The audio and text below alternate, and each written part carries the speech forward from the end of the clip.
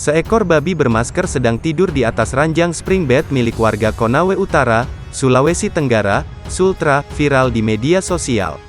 Peristiwa tak biasa tersebut diketahui terjadi di Desa Watu Kila, Kecamatan Lasolo, Kabupaten Konawe Utara, Sulawesi Tenggara, Jumat, tanggal 14 Mei tahun 2021, malam. Dalam video berdurasi 36 detik, tampak seekor babi berwarna hitam terbaring di atas ranjang berlapiskan sprei.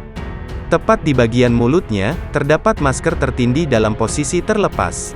Di bagian perut, punggung hingga ekor babi tersebut, terdapat bantal dan guling. Keberadaan hewan mamalia itu sontak membuat kaget pemilik rumah. Kejadian tersebut lantas diabadikan dalam sebuah video oleh pemilik rumah.